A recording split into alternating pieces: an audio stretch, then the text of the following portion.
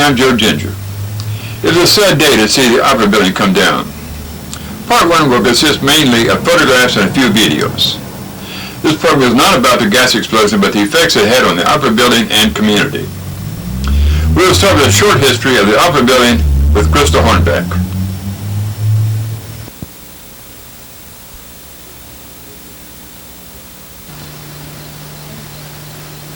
Good evening. I'm Crystal Hornback, and today I would like to share with you a few facts about the Opera building in Canton, Illinois.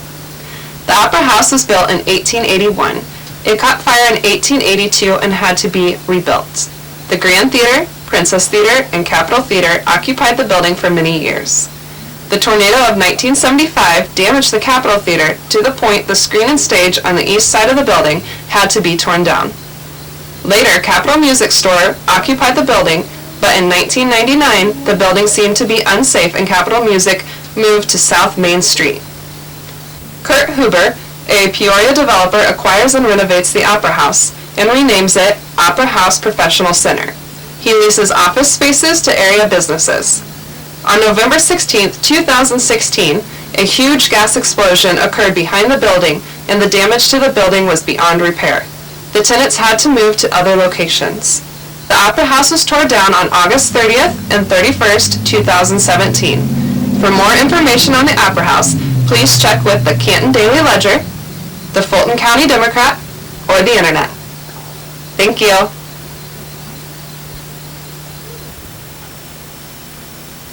The gas explosion of November 16, 2016 made the Opera building unsafe and had to be demolished. I will start with an interview with Keith Plavic, city engineer, and my interviewer, Phil Miller.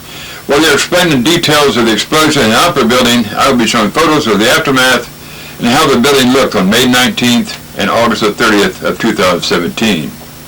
I want to thank Mayor Kent McDowell, Kurt Huber, and Tim Natick for allowing me to take photographs of the building inside.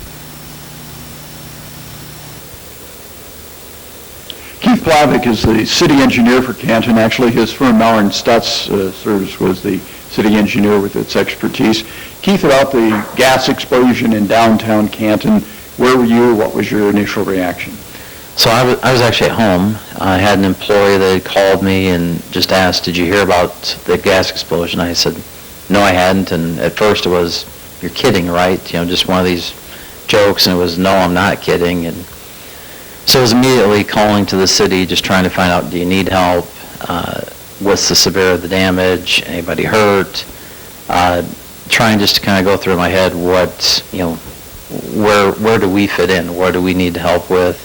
The Public Works Director ultimately called me back and said, yeah, we'd like you here as soon as possible to help. And by that time it was already, you know, kind of dark, and just trying to see, getting the whole picture was a little tough at first when you're just kind of getting into the downtown where it's dark. I parked in at City Hall, and you're only just kind of seeing just some debris on the streets at that time. What was the power of the explosion, not only to the Opera House, but buildings around the area? Yeah, so when I first arrived at the site, I went over, just walked over to Jones Park and was trying to find Bill Terry and some other guys from the city. And you could see debris really scattered everywhere. You could see windows that were, of course, broke throughout on a lot of the buildings. And I never, though, made it around to the back of the building until there that night. When I got to the site, met up with some of the people, said, hey, we have a meeting already at this time where, you know, you had the state police, the mayor, everybody from the city, the different agencies that were helping. They had a scheduled meeting, so we pretty much walked straight down into the basement to have our first meeting. Then got to go back out and actually walk around to the back of the building, and that was where, you know, you really saw the devastation that the single-story building is gone, and the back of the Opera House has got a big hole in it, and other buildings you could see even further away the devastation that it, even just not just that little area, but how it had moved throughout the area, with the buildings to the south that was severely damaged. Again, even on the front of the Opera House, when I first got there, a big piece that's kind of blown out into the street. One thing that made that possible to see was really the street lights that were installed by the city not that long ago. All of those were still in place, still working, and really lit up the areas that the city crews could work in at that night. An area that wasn't working was more where power was cut a little bit further to the south, like towards Crawford's building, where it was really tough to see, but he had lost a lot of windows in that building too. Billy's, or OTO actually, that had experienced some damage. So really that first take, it was amazing just with the gas explosion, how it really spread out for several blocks. And even then, as you learned more with some videos that popped up later with a vault that the lid actually opened up. They had it on video where it opened up, and they think that that's partly because either old steam tunnels that may be tied into that the gas explosion just kind of pushed through, and they show this door that opened up for several seconds and then closed. And that was close to, I think, Van Buren and Elm Street. So again, about a block and a half away from where the gas explosion actually took place. Why was there no fire from this gas explosion? My understanding is that when the explosion occurred, and I'm, the federal agencies are investigating everything and really haven't shared, but people have their thoughts, of course, of, was it a water heater that finally triggered that gas had leaked into the building over this time? And really just the gas itself had built up, and it finally needed a trigger to where it just exploded at that point in time. I can't explain, why it didn't, if it was just the gas buildup that just pretty much just like taken this room and it just blew outwards, and really no fire, so to speak, just when we look at it in terms of an explosion, why that occurred. I don't know the science behind it or why it occurred. The fire department could probably tell you a little better on that. And Kurt Huber's building, I think we know that he redid that, and then a lot of businesses in there. And so when you started looking at the damage specifically on the Opera House, what happened? Yeah, so when we had our meeting, it was immediately we need to get a structural engineer in, or several, to come in and start assessing these buildings. We didn't know how many people were actually in the buildings. We didn't know if there was people unaccounted for, and the city was trying to work with the chamber to contact businesses and figure out, okay, is everybody accounted for? Before firemen wanted to go back into the buildings, it was, are these secure to be in? Because we don't want to injure anybody else in this if there was anybody already in the buildings. So it was immediately getting structural engineers. We contacted several from our office who got here within about an hour, and we just started going through building by building. And it was really at that point where you got to see damage, both interior and exterior. And in some cases, again, it was dark, so you didn't really even see maybe some of the exterior things that maybe you missed that you got to see again in the morning, because now you had some light. So definitely, as you noted, with Kurt Huber, his building, of course, took the biggest hit with the first, the single-story building being completely gone. The Opera House building, 3-story building, severely damaged. Even the physical therapy building just to the north, 61 East Side Square, I remember walking up through the back door. The door was actually knocked open, so we kind of slid in. You could just see timbers just running straight through the roof, even going through the floor and poking through the first floor that come through. So again, just projecting material up in the ground and coming through the roof.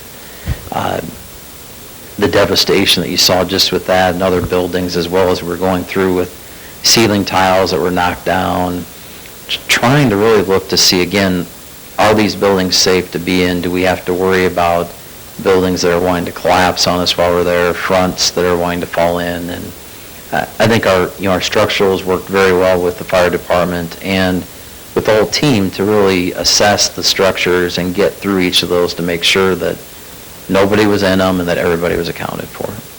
Could that building have collapsed on its own, do you think?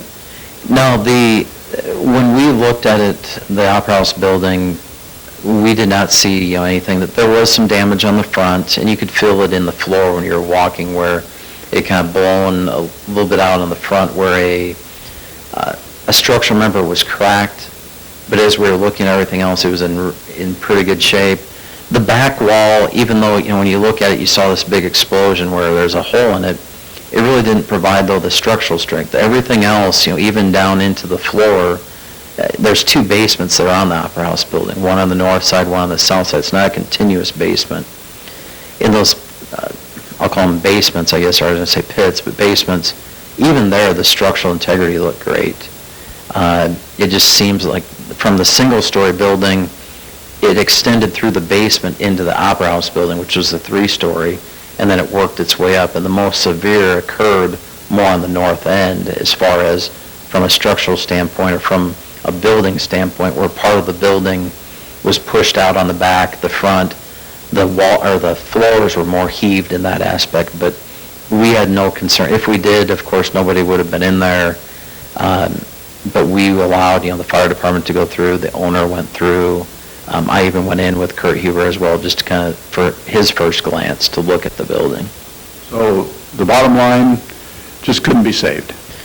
Correct. It really came down to the amount of money invested in it to be saved. For Kurt Huber, and not to speak for him, but he finally had a building or two buildings that were finally rented. Every space was occupied, which is a great thing as a person that owns a building.